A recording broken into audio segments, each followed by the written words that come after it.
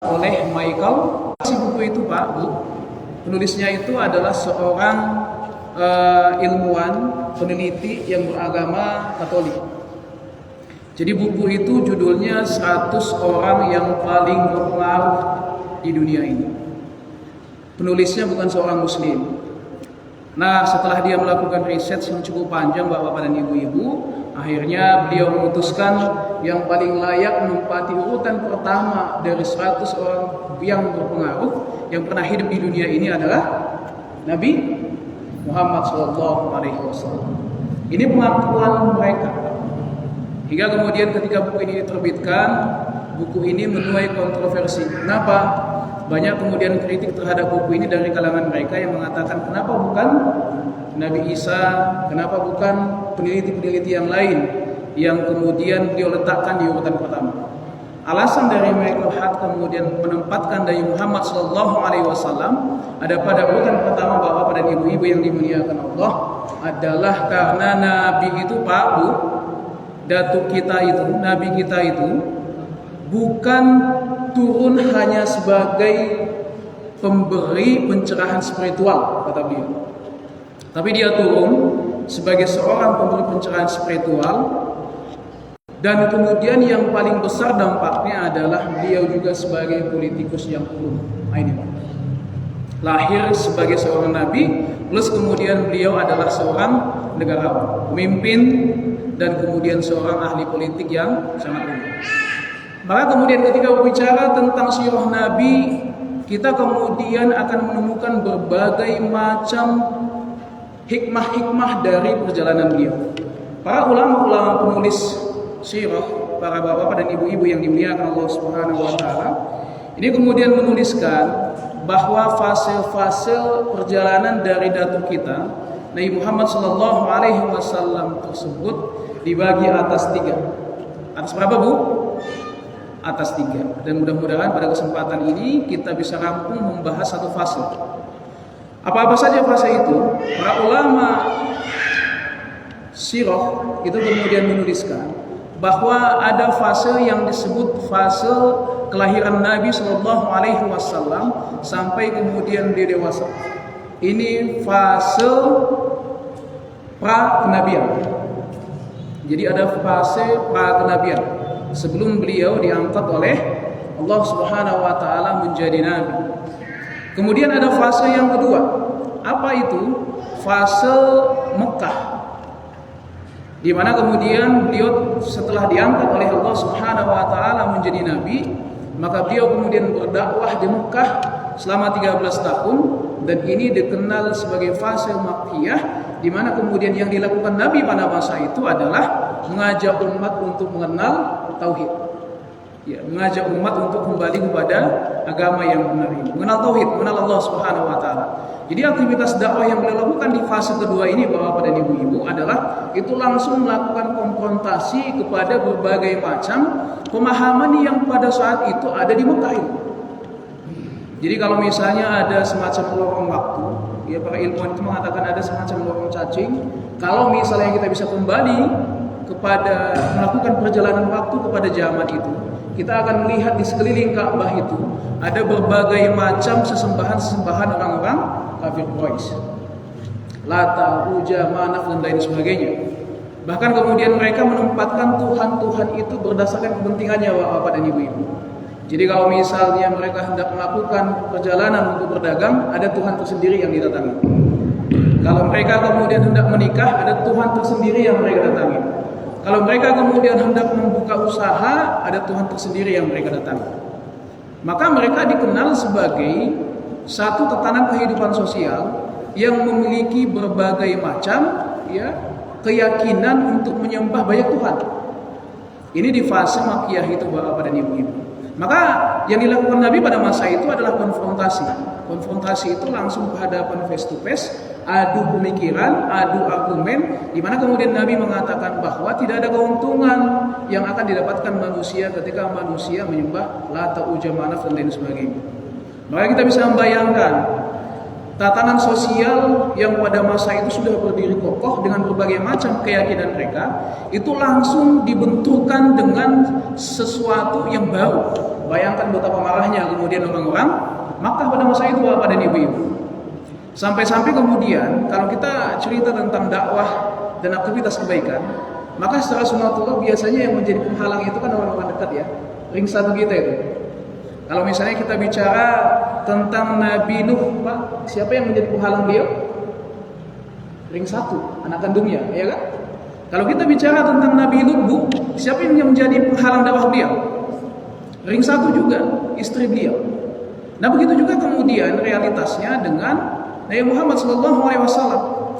Nah, ketika beliau kemudian melakukan konfrontasi di fase yang kedua ini, Bapak dan Ibu-ibu, yang menjadi penghalang dari dakwah beliau ring satu juga, pamannya yang Allah Subhanahu wa taala abadikan di dalam Al-Qur'an juz 30. Siapa namanya, Bu? Siapa namanya? Iya, tabbat yada abi lahabi wa tab. Nah, itu kemudian yang menjadi penghalang dia. Nah, kemudian setelah itu ada yang namanya fase Madinah. Fase Madinah di mana kemudian Nabi setelah hijrah ke Yathrib berdakwah di sana selama 10 tahun. Kata para ulama-ulama penulis sirah, maka dakwah yang disampaikan Nabi SAW di Yathrib pada masa itu, setelah Aus dan Khazraj, dua suku besar ini kemudian mengangkat Nabi menjadi pemimpin di tengah-tengah mereka, maka dakwah itu bukan hanya dakwah kepada tauhid lagi, tapi dakwah itu sudah menyentuh lapisan sosial yang lebih luas. Kepada apa? Kepada politik, kepada ekonomi, kepada pengelolaan masyarakat.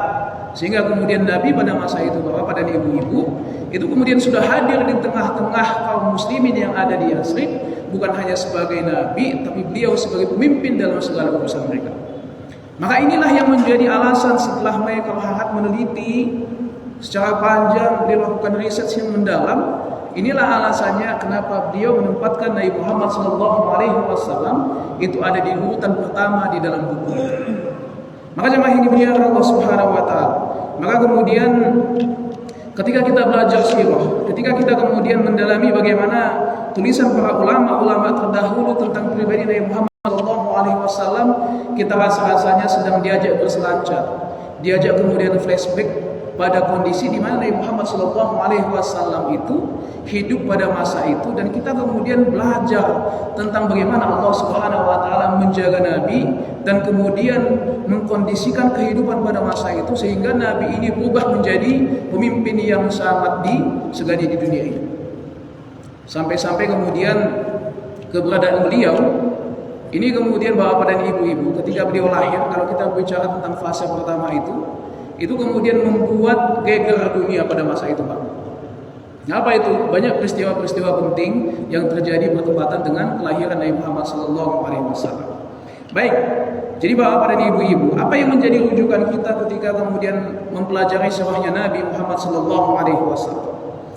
Jadi kalau di pondok-pondok pesantren itu ada rujukan-rujukan klasik yang bisa kita baca, yang bisa kita pelajari, sehingga kemudian kita paham bagaimana kehidupan Nabi, dan kemudian pada fase setelah paham akan muncul mahabbah dalam diri kita, Bapak dan Ibu-ibu.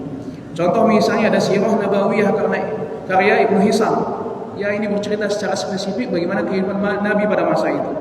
Ada kemudian kitab Ar-Raqiq Al-Maktum karya Syekh Rahmat Al-Makfuri. Kemudian ada kitab Nurul Yakin karya Syekh Muhammad Al-Hudri. Kemudian ada Sirah Nabawiyah karya Ibnu Katsir, dan kemudian ada yang secara spesifik karya Imam At-Tirmidzi, di mana beliau mengumpulkan hadis-hadis, melakukan kodifikasi hadis pada masa itu untuk mengumpulkan bagaimana hadis-hadis berbicara tentang keseharian Nabi, yang lebih dikenal dengan kitab Syama'il Muhammadiyah. Maka Bapak dan Ibu-ibu yang dimuliakan Allah Subhanahu wa taala, rasa cinta kepada Nabi itu tentu kemudian harus dilahirkan. Melalui apa, Ustaz? Dilahirkan melalui bagaimana kita berusaha mengenal pribadi Nabi. Kita mungkin ingat ya Pak Bu ya, ketika kemudian dulu kita mendekati ibu-ibu itu ya, kita melakukan PDKT terhadap ibu-ibu. Apa yang kita lakukan, Pak? Yang kita lakukan itu berusaha mengorek informasi sedetil mungkin. Nah ini, agar apa? Tujuannya agar lahir mahabbah. Begitu juga kemudian kepada Nabi kita, ibu-ibu yang dimuliakan Allah Subhanahu wa taala. Kita boleh kemudian mengidolakan artis, boleh. Mengidolakan tokoh, boleh. Mengidolakan pemimpin, boleh. Tapi ingat kata Nabi, maka kemudian di atas semua idola itu harus ada Nabi. Tidak boleh kemudian posisi Nabi itu jauh lebih rendah dibandingkan idola-idola kita yang lain. Nah, Bapak dan Ibu-ibu yang dimuliakan Allah Subhanahu wa taala. Jadi kalau berbicara tentang fase pertama tadi, fase di mana kemudian Nabi lahir sampai kemudian beliau dewasa, para ulama syirah membagi fase itu ke dalam 4. Berapa, Bu? Ke dalam 4. Ada fase di mana pada saat itu peristiwa yang paling masyhur ya berkaitan dengan tahun kelahiran Nabi. Di mana kemudian pada masa itu Bapak dan Ibu-ibu yang dimuliakan Allah Subhanahu wa taala, berkaitan dengan tanggal 12 Rabiul Awal tahun Gajah, pada masa itu terjadi upaya penyerangan dan penghancuran terhadap Ka'bah yang dilakukan oleh Abraham. Kalau kita melihat dalam beberapa catatan para ulama syirah, Bapak dan Ibu-ibu yang dimuliakan Allah Subhanahu wa taala, apa yang menjadi latar belakang dari upaya-upaya yang dilakukan oleh Abraham pada masa itu untuk menghancurkan Ka'bah? Ternyata latar belakangnya adalah di mana ada aktivitas ziarah yang dilakukan oleh orang-orang Arab ke Ka'bah secara berkala setiap tahun. Maka pada masa itu Abraham, ya, ini salah satu penguasa yang berasal dari Habasyah, ya. Ini kemudian melihat bahwa kepopuleran Ka'bah itu sangat tinggi sekali bagi orang-orang Arab. Maka kemudian dia membuat satu tempat rumah ibadah yang kemudian dibangun dengan lebih megah. Tujuannya adalah berharap bahwa orang-orang yang ziarah ke Ka'bah pada masa itu bisa memindahkan pusat ziarah mereka kepada rumah ibadah yang dibangun oleh Abraham tadi. Nah, apa yang terjadi? Beliau kemudian membangun gereja yang sangat megah di Yaman yang disebut dengan tempat ibadah yang bernama Al-Qulyas. Ini yang dilakukan oleh Abraham. Megah sekali. Dalam beberapa catatan disebutkan dindingnya itu Bapak dan Ibu-ibu terbuat dari emas. Sangat megah sekali. Tapi apa yang terjadi ketika bangunan itu jadi? Ketika tiba tahun haji, tidak satupun orang kemudian yang mau beribadah ke sana. Bahkan orang-orang Arab pada masa itu menolak itu. Mereka menolak. Inilah yang menjadi latar belakang terjadinya upaya penghancuran Ka'bah pada masa itu. Nah, inilah adalah peristiwa bertepatan dengan lahirnya Nabi Muhammad SAW. Kemudian pada masa itu para ulama syirah menyebutkan ini adalah peristiwa pertama berkaitan dengan kelahiran Nabi. Kemudian peristiwa yang kedua, ada peristiwa yang membuat geger dunia pada masa itu Bapak dan Ibu-ibu. Apa itu? Api yang ada di Persia. Api yang disembah oleh orang-orang yang beragama Majusi pada masa itu, yang tidak pernah padam hampir 1000 tahun lamanya. Bertepatan dengan tanggal 12 Rabiul Awal itu Bapak dan Ibu-ibu, api itu padam. Ini menjadi pertanda yang pertama bertepatan dengan lahirnya Nabi Muhammad SAW. Kemudian istana Kisra terjadi kemudian kegegeran di sana Bapak dan Ibu-ibu jemaah yang dimuliakan Allah. Ada 14 balkon. Balkon itu bangunan yang semacam teras yang ada di lantai 2, 3 dan seterusnya. Ada 14 balkon itu dan kemudian ada pilar-pilar yang ada di istana Raja Persia. Ya, Raja Kisra itu Bapak dan Ibu-ibu itu roboh semuanya. Bertepatan dengan tanggal kelahiran Nabi itu. Kemudian di Ka'bah, berhala-berhala di Ka'bah bertepatan dengan tanggal itu Bapak dan Ibu-ibu, tanpa sebab berhala-berhala itu bertumbangan semuanya. Kemudian setelah itu, ya, Aminah binti Wahab, ibundanya Nabi SAW, di dalam berbagai macam kitab sirah itu disebutkan, beliau mengalami peristiwa di mana beliau melihat ada cahaya yang terang benderang sekali yang keluar dari diri beliau. Nah, ini kemudian bertepatan dengan lahirnya Nabi Muhammad SAW. Maka bayangkan bagaimana kemudian gelapnya kondisi malam pada saat itu. Yang terjadi adalah ada cahaya yang sangat terang benderang sekali yang keluar dari tubuhnya beliau. Kemudian bersamaan dengan itu Bapak yang dimuliakan Allah Subhanahu wa taala, di wilayah Persia itu Bapak dan Ibu-ibu, itu ada satu danau yang disebut dengan Danau Sawat.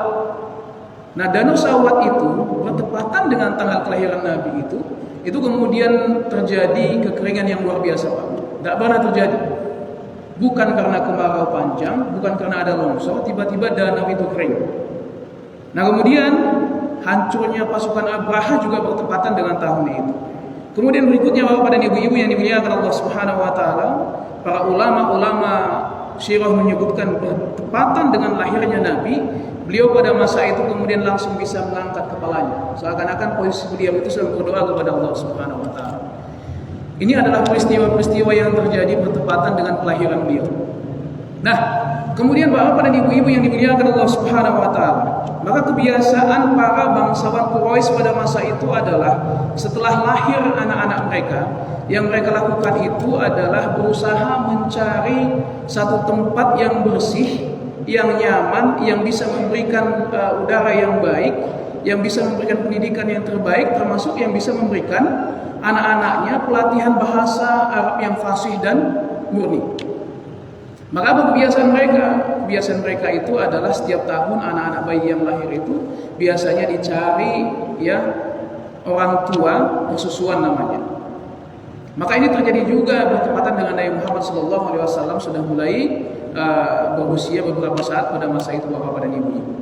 Maka kemudian kita melihat kalau di sirah itu hadirlah seorang ibu susu beliau yang bernama Halimatus Sa'diyah. Nah, apa hikmahnya kemudian Nabi dipersusukan, dibawa kemudian ke tempat yang bersih? Nah, kemudian kata para ulama sirah, hikmahnya adalah agar Nabi itu bisa mendapatkan pendidikan bahasa Arab yang murni, Pak. Jadi kalau kita sekarang di sini rata-rata suku Jawa ya. Ada yang paham bahasa Jawa apa? Ada. Jawa di sini ada. Ada yang tahu? Masih ada yang bisa bahasa Jawa apa? Itu salah satu bahasa Jawa yang murni. Ada yang tahu kalau misalnya kita pesta adat Jawa itu kan ada tuh apa namanya?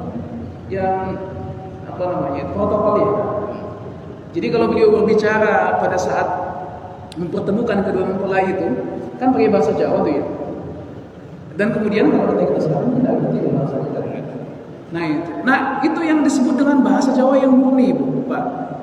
Nah begitu juga mungkin dengan suku-suku yang lain. Nah jadi ketika kemudian kita berasimilasi, ya, terinfiltrasi dengan berbagai macam kebudayaan, maka biasanya kebudayaan murni kita, bahasa murni kita itu Bapak dan Ibu-ibu itu akan terinfiltrasi dengan berbagai macam bahasa-bahasa yang lain. Dia punya kemampuan untuk menyerap.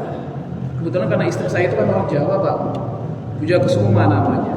Jadi waktu saya jalan-jalan ke Jawa itu, saya tidak menemukan bahasa Jawa yang ada di sana dengan bahasa Jawa yang sehari-hari dipergunakan di rumah. Nah inilah yang terjadi pada masa itu di Mekah, Pak. Jadi bahasa yang ada itu sudah bahasa Arab yang modern, bukan bahasa Arab yang murni lagi. Nah ini. Nah maka kemudian salah satu hikmahnya kenapa Allah Subhanahu wa taala ya membuat satu kondisi di mana kemudian Nabi itu dibawa oleh Halimatus Sa'diyah ke wilayahnya, ke pedalaman. Tujuannya adalah agar Nabi Muhammad SAW itu bisa mendapatkan pengajaran bahasa Arab yang murni Bapak dan Ibu-ibu yang dimuliakan. Nah kemudian kondisi Mekah pada masa itu kan sudah ramai, sudah ada hiruk-pikuk di sana sini, udara sudah tercemar. Maka dibawanya Nabi Muhammad SAW ke pedalaman pada masa itu tujuannya adalah supaya beliau termasuk orang-orang yang mandiri. Maka Bapak dan Ibu-ibu nanti coba dicek di rumah, buka kitab-kitab yang ada di rumah, ada hikmahnya kenapa rata-rata Nabi itu Allah buat profesinya adalah pengembala. Ya. Jadi rata-rata Nabi kita itu ngamon, Pak Bu. Nah tujuannya apa? Hikmahnya apa? Ternyata ketika mereka ngangon, mereka bisa kemudian mentadabburi berbagai macam kebesaran Allah Subhanahu wa taala di sela-sela ngangonnya tadi. Nah itu. Ini hikmahnya. Kemudian berikutnya, ya, Bapak dan Ibu-ibu yang dimuliakan Allah Subhanahu wa taala, setelah beliau kemudian diajak oleh ibundanya Halimatus Sa'diyah, ada satu peristiwa di mana pada masa itu ketika Nabi sudah semakin membesar. Ya. Nah, apa itu? Di mana ketika beliau sedang ngangon ya kambing-kambingnya pada masa itu.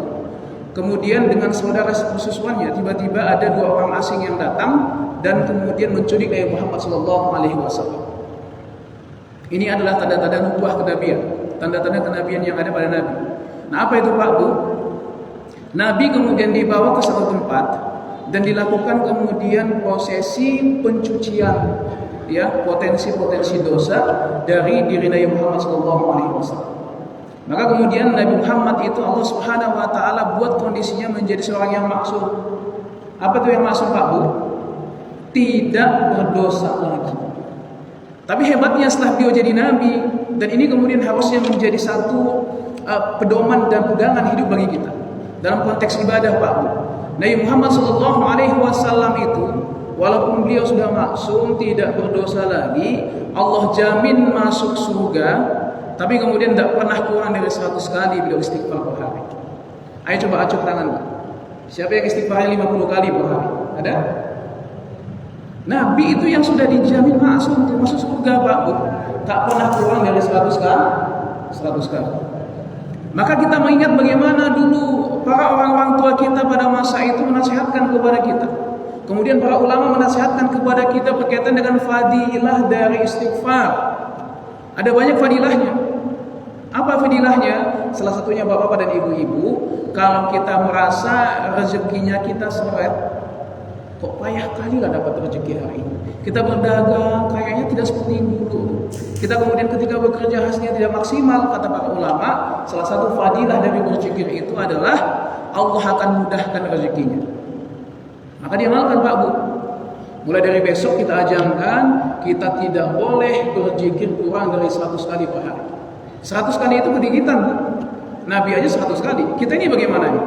Yang tidak ada jaminan sama sekali, harus kemudian mengupayakan lebih dari itu. Nah, kemudian setelah itu, apa yang dilakukan oleh Nabi ketika berusia 12 tahun, bapak dan ibu-ibu yang dimuliakan Allah? Ini di fase kenabian, di fase itu Nabi Muhammad SAW itu profesinya adalah pedagang. Luar biasa aktivitas berdagangnya beliau. Beliau pada masa itu pernah berdagang 2 kali ke Syam, ya. Yang pertama di usia 12 tahun, kemudian ketika beliau mendekati usia 25 tahun, bapak dan ibu-ibu yang dimuliakan Allah. Nah, ini yang dilakukan oleh Nabi. Nah, bapak dan ibu-ibu yang dimuliakan Allah, ini mesti menjadi pelajaran bagi kita bersama-sama. Kita ini sebagai seorang laki-laki, ini kan kemudian mendapat amanah dari Allah sebagai seorang qawam. Ar-rijal qawamun 'alan nisa. Kita ini pemimpin bapak dan ibu-ibu. Ketika kemudian Allah menganugerahkan kepada kita ada seorang istri, kemudian lahirlah beberapa anak dari hasil pernikahan kita tadi, maka sebagai seorang kaum kita punya tanggung jawab besar. Melihat kepada apa? Melihat kepada bagaimana Nabi Muhammad SAW pada masa itu dibesarkan oleh pamannya. Nah, apa yang mesti kita lakukan? Yang mesti kita lakukan itu adalah bagaimana menanamkan DNA proses dari pembentukan Nabi Muhammad SAW pada masa itu, dari beliau sebelum balik sampai ke Bali sampai kemudian di usia 25 tahun. DNA itu harusnya kemudian bisa kita ambil, kita tanamkan pada anak-anak kita. Contohnya apa Pak Bu? Ini yang terjadi pada Nabi Muhammad SAW. Mungkin selama ini yang kita kenal dari Nabi itu kan adalah kesederhanaan, gitu ya. Kesederhanaan, ya, kondisi beliau yang ekonominya pas-pasan dan lain sebagainya. Maka bapak-bapak dan ibu-ibu yang dimuliakan Allah, kalau kita teliti kemudian melihat sirah, kita akan tercengang dengan bagaimana kondisi ekonomi Nabi ketika beliau sudah dewasa pada masa itu Pak. Nah, kita lihat dari apa? Ketika beliau berdagang pada masa itu, membawa kemudian barang dagangan dari ibunda kita Ummul Mukminin Khadijah. Beliau kemudian melakukan aktivitas perdagangan dengan sangat baik sekali. Beliau kemudian bisa memetakan kondisi pada masa itu, bisa kemudian melakukan negosiasi dengan baik, bisa kemudian beliau berlaku jujur, ya. Maka dalam setiap transaksi perdagangan yang beliau lakukan, beliau tidak pernah kemudian menipu timbangan, tidak pernah kemudian menyembunyikan kejahatan dan lain sebagainya. Sampai-sampai kemudian ketika beliau berdagang, tidak pernah sekalipun ada orang yang kemudian melakukan syirkah dengan Khadijah itu yang bisa mendapatkan keuntungan sebagaimana keuntungan yang didapatkan oleh Nabi. Maka bapak dan ibu-ibu, para ulama yang kemudian menulis sirah mengatakan di usia 25 tahun bapak dan ibu-ibu, Nabi itu sudah mapan luar biasa. Mapan Pak Bu. Bagaimana dengan anak lajang kita ini? Di usia 21 tahun, 22 tahun masih minta-minta dengan orang tua kan? Nikah masih minta dinikah. Maka kita lihat bagaimana ini. Dalam beberapa kitab sirah disebutkan, ketika beliau kemudian melamar Khadijah, apa yang terjadi Bapak dan Ibu-ibu? Ada satu hal yang paling mencengangkan, yang itu menunjukkan kepada kita secara terang bagaimana kondisi kemapanan ekonomi Nabi pada masa itu, Pak. Kita lihat, ini disajikan di dalam beberapa referensi dari kitab-kitab bagaimana kemudian Nabi ketika melamar Khadijah, kita melihat bagaimana kemudian kondisi mahar beliau, Pak. Ibu-ibu, dulu ketika dilamar siapa yang maharnya 3 gram emas? Ada? Siapa yang maharnya seperangkat alat sholat? Jadi hati-hati Pak, kita bapak-bapak ini punya anak itu. Jangan sampai kemudian itu pilihan yang paling rendah yang bisa kita ambil. Karena kata para ulama fikih, seperangkat alat sholat itu bukan mal. Jadi yang namanya lamaran, kita kemudian membawa mahar sebagai bentuk ya, di mana kita menghalalkan seorang wanita untuk dijadikan istri, itu kemudian maharnya itu mesti mal. Apa itu mal, Bu? Harta, bukan seperangkat alat sholat. Bahkan hari ini apa yang terjadi? Orang bangga menjadikan hafalan Quran sebagai mahar. Hafalan Quran itu pernah terjadi di zaman Nabi, itu karena sahabat itu miskin semiskin-miskinnya, nggak punya apa-apa. Bahkan diminta untuk menghadirkan cincin besi saja, sahabat itu tidak mampu. Maka kata Nabi, ada nggak hafalan Quran? Maka jadikan itu mahar. Nah sekarang orang berlomba menghafal Quran dengan tujuan dijadikan mahar. Bolak balik kan? Di zaman Nabi itu apa yang dimuliakan Allah? Hafalan Quran itu option terakhir yang bisa dijadikan mahar karena sudah tidak ada mal. Maka nanti di rumah boleh ditanya-tanya, Pak, kata Ustadz dulu maharnya harus mahli, bukan seperangkat alat sholat, gitu ya Bu ya. Nah kita lihat bagaimana ibunda kita Khadijah. Ada 2 riwayat yang menyatakan berkaitan dengan mahar Nabi Bapak dan Ibu-ibu. Yang pertama, ada satu riwayat yang mengatakan dalam Sirah Ibnu Hisam disebutkan bahwa mahar dari Nabi itu adalah sebanyak 20 ekor unta. Itu mahar Nabi. Maka kebayangkan Pak gimana kayanya Nabi pada masa itu. Itu ibarat anak muda, itu dia menikah maharnya 20 ekor sapi. Ada anak muda yang begitu di sini, Pak? Ada? Belum ada kan? Sapi itu nggak seberapa dibandingkan unta, Bu. Unta sekarang, rata-rata unta yang ideal itu yang bagus itu sekitar 80 sampai 100 juta. Jadi kalau disebutkan dalam kitab Sirah Ibnu Hisam, kalau 20 ekor unta berarti 2 miliar. Itu mahar Nabi kepada Khadijah. Itu satu riwayat. Ada kemudian riwayat yang lain yang menyebutkan dalam kitab Al-Mustadrak Al-Masail wal Mustanbat ya Al-Masail disebutkan bahwa menurut Husain Al-Nuri itu maharnya Nabi ini sebagaimana yang disampaikan oleh Abu Thalib ketika melamar Sayyidah Khadijah kepada bapaknya, ayahnya beliau Khuwailid. Maka mahar yang diminta oleh Khuwailid itu adalah, dan itu disanggupi oleh Nabi. Berapa maharnya Pak Bu? Mahar yang diberikan Nabi kepada Khadijah pada masa itu adalah 4.000 dinar emas. 1 dinar itu Ibu kalau dikonversi ke emas 4,25 gram. 4,25 gram kalau dikalikan dengan 4.000 berapa itu Pak? Berapa? Ya. Sekarang 1 gram berapa? Berapa duit 1 gram emas? London 1,5 juta ya? Ya. Atau kita buat dalam perhitungan yang sederhana saja ya. Jadi 4,25 gram itu dikali 1 juta misalnya kita buat. Maka kemudian 1 dinar itu nilainya 4.250.000. Nah, maharnya Nabi kepada Khadijah itu Bu kali 1.000. Kebayang gak itu Bu? Itu mahar dinar. Jadi itu mahar dinar kali 1.000, maka total kalau dikonversi ke rupiah hari ini mahar Nabi itu adalah 4 miliar 250 juta. Ada yang begitu hari ini? Ada. Yang kita lihat dari Nabi itu, Nabi kan sederhana. Nabi kan tidak menyebutkan bela-bela segala macam begitu kan? Itu masih emas biasa. Bagaimana kemudian kalau emasnya itu adalah emas London yang murni Pak? Kebayang nggak itu? Itu mahar yang diberikan Nabi. Kemudian setelah itu disebutkan bersamaan dengan 1000 dinar itu, Nabi Muhammad SAW itu kemudian memberikan 100 ekor unta, Pak Bu. Unta merah. Unta merah itu adalah unta-unta pilihan yang terbaik pada masa itu. Kalau 100 ekor unta kali 100 juta, berapa duit? 10 miliar kan? 10 miliar tambah 4 miliar, 14 miliar, Pak Bu. Itu maharnya Nabi kepada Khadijah. Maka kemudian kondisi ini disebutkan oleh Khuwailid. Khuwailid kemudian mengatakan bersamaan dengan itu Nabi memberikan 10 perhiasan. 10 perhiasan plus kemudian Nabi pada masa itu memberikan 28 budak kepada Khadijah. Itu yang terjadi pada proses pernikahan Nabi Muhammad SAW. Maka Bapak-bapak dan Ibu-ibu yang dimuliakan Allah Subhanahu wa taala, ketika kita berselancar melihat bagaimana kehidupan Nabi sebelum fase kenabian, inilah yang terjadi kepada Nabi. Nabi itu sudah dalam kondisi yang sangat mapan sekali.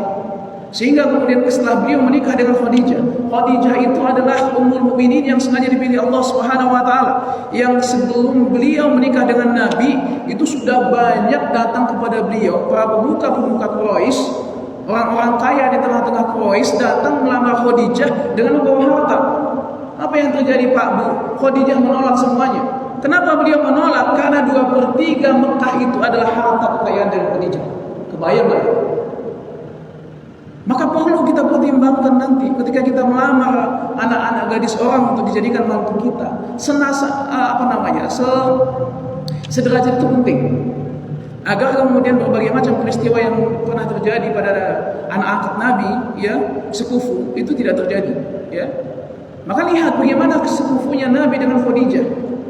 Khadijah pada masa itu seorang wanita yang sangat kaya raya sekali. Nabi dengan berbagai macam kemapanannya. Setelah Nabi kemudian diangkat, Muhammad SAW diangkat oleh Allah menjadi Nabi, masuk kepada fase Makkiyah, Bapak dan Ibu-ibu, Nabi itu sudah tidak bekerja lagi.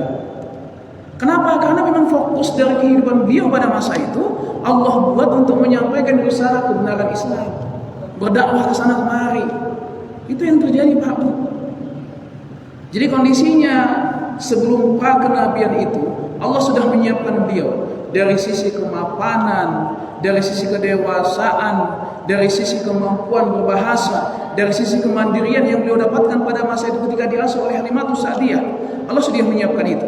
Maka kemudian kita ketika memasuki nanti fase Mekah, kita akan melihat bagaimana tantangan-tantangan dakwah yang dihadapi oleh Muhammad SAW.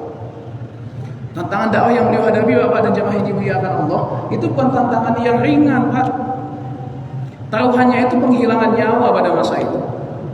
Maka Allah sudah menyiapkan berbagai macam kondisi itu. Maka jemaah yang dimuliakan Allah Subhanahu wa taala, nanti mudah-mudahan ada masa kita bisa kemudian berkesempatan membedah bersama-sama, ya, bagaimana kemudian fase Makkiyah selama 13 tahun itu dan fase Madinah selama 10 tahun. Maka ini ibrahnya bagi kita bersama-sama dalam peristiwa Nabi dilahirkan, kemudian dibesarkan sampai beliau kemudian dewasa. Ini kemudian Allah sudah membuat sebuah skenario di mana Nabi disiapkan sedemikian rupa menjadi seorang pribadi yang tangguh, yang kemudian setelah beliau diangkat jadi Nabi, Nabi kemudian pada masa itu sudah siap dengan berbagai macam kondisi itu. Apa ibrahnya bagi kita bersama-sama, Bapak dan Ibu-ibu? Dari sisi parentingnya yang mesti kita kemudian ambil adalah kalau kita punya anak laki-laki, bagaimana setidaknya DNA proses dari pengasuhan Nabi itu bisa kemudian kita tanamkan kepada anak-anak kita ini. Ini saya kan punya anak Bu ini paling besar kelas 1 SMP. Tahu dengan gen alpha ya kan? Mereka ini kan orang-orang yang dikatakan gen alpha, di mana kemudian mereka itu lahir dengan berbagai macam kemajuan teknologi. Mereka ini hari ini Bapak dan Ibu-ibu, anak-anak gen alpha ini dengan berbagai macam kemudahan yang ada sekarang, itu kemampuan untuk berjuang itu sudah semakin kecil. Jadi kalau kita salah-salah mendidik, apa yang terjadi? Coba suruh anak-anak kita hari ini nyuci piring, agak berat mungkin kan? Di masa kita, jangan coba-coba melayang itu tangan ayah kita kan. Saya masih ingat Bu, dulu waktu saya sekolah itu, kalau kena marah dengan guru di sekolah, pulang ke rumah, orang tua nanya, ayah nanya itu, kamu kenapa nangis? Dimarahi guru di sekolah, apa yang terjadi Pak Bu? Ayah datang ngambil itu ranting kopi, kita dikeplak lagi. Kok dikeplak ya? Guru mau tadi marah sama kau di sekolah itu pasti karena salah. Nah, itu. Jadi dulu memang apa namanya ya, mental perjuangan yang sedemikian rupa itu sudah ada, dan hari ini kita sudah pernah melewati fase itu. Nah hari ini kalau apa yang dimuliakan Allah, kita sudah belajar sirah, membaca berbagai macam referensi, melihat bagaimana kemudian kondisi Nabi itu diasuh sedemikian rupa sampai kemudian beliau menjadi pemimpin yang besar, manusia yang terbaik. Itu harusnya kemudian bisa kita ambil sebagai contoh. Sehingga kalau kita punya anak-anak, kita punya cucu, DNA-nya itu bisa kemudian kita ambil dan kemudian kita terapkan kepada proses pendidikan anak-anak kita. Kita hari ini hidup Bapak dan Ibu di mana zaman sudah semakin rusak itu. Tahun 2000-an saya pernah membaca sebuah jurnal penelitian yang dilakukan hampir di beberapa kota-kota besar di Indonesia. Apa yang terjadi di zaman itu, tahun 2000-an? Hasil riset itu menunjukkan bahwa di Medan itu sudah 40% anak-anak SMP yang perempuan sudah tidak perawan lagi. Di masa itu. Bagaimana dengan zaman yang kekinian Pak Bu? Di mana segala macam sudah tersaji di sini, ya kan? Sampai-sampai ada istilah mengatakan the world in your hand itu. Jadi insya Allah Bapak dan Ibu yang dimuliakan Allah. Ibahnya apa? Pelajari kemudian kehidupan Nabi tadi, ambil hikmahnya dan kemudian kita tarik ke dalam kehidupan kita contoh sehingga kita bisa menjadi orang-orang yang muncul dalam dirinya mahabbah kepada Nabi Muhammad SAW. Ini saja mungkin dulu ya, yang benar itu berasal dari Allah Subhanahu wa taala, yang keliru itu dari kesalahan saya sendiri sebagai manusia biasa. Wabillahi taufiq wal hidayah. Assalamualaikum warahmatullahi wabarakatuh. Terima kasih ucapkan kepada Iblis Muhammad berikan tausiah pada hari ini, semoga bermanfaat bagi kita semua. Baiklah, maka akhirnya kita tutup dengan mengucapkan hamdalah alhamdulillahirabbil alamin. Demikian yang perlu kami sampaikan, mohon maaf atas segala kekurangan. Bila taufiq wal hidayah. Wassalamualaikum warahmatullahi wabarakatuh. Waalaikumsalam.